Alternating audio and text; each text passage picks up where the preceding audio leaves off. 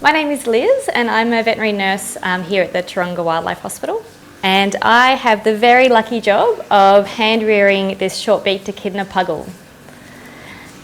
This echidna puggle is roughly about 70 days old based on body length measurements and is about 280 grams. I've been looking after this echidna puggle roughly for about 3 weeks now. It's been in care with us and it's doing really well. We don't know the sex of this animal at the moment. It's very hard to tell with echidnas at this age if they're male or female, but it's doing very well. It's had vet assessments, vet exams, it's even had an x-ray. It hasn't had any health problems at the moment except for a little bit of dry skin, which is normal for these guys at this age. When this animal came to me, the eyes were not fully opened and the ears were closed. And the animal didn't have all of its spines, which you can see here. But it has grown in size at a suitable rate, and its spines are now coming through, its eyes are fully open as its ears. So the animal was found in an area about 6 hours southwest of Sydney, in an area called Weja, on a property.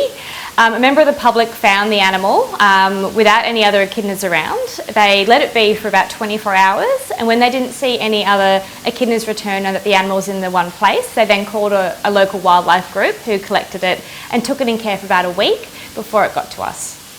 So at the moment I'm feeding the echidna every second day.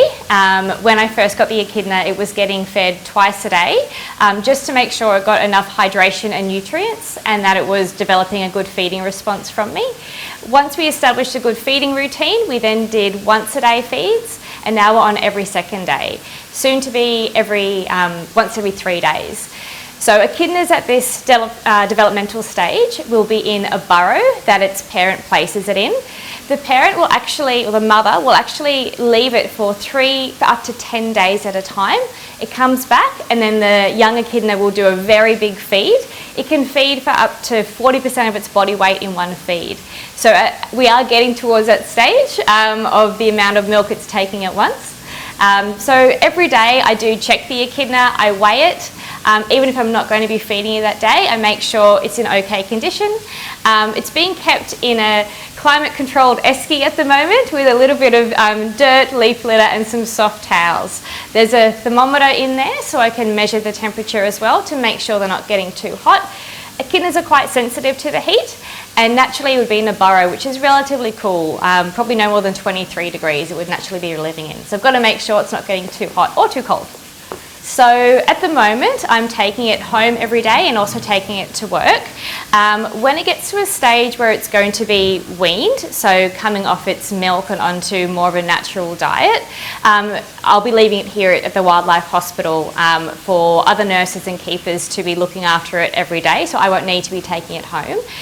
Roughly they wean at about 7 months of age. It does obviously depend on the individual and how they grow, but I'll be having it for at least a few more months in care, taking it back and forth from home to work.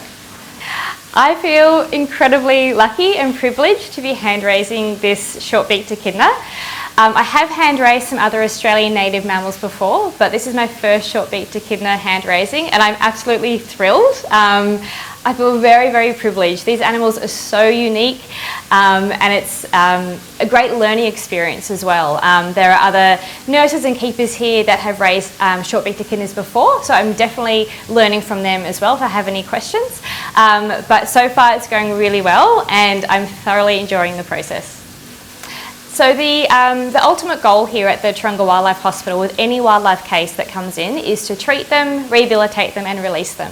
So this animal came in as an orphan with minimal injuries or illness. So our plan is to rehabilitate this animal to a stage that it can be released into the wild. So ideally it'll go back into the area it was found at a suitable age at a suitable time of year as well.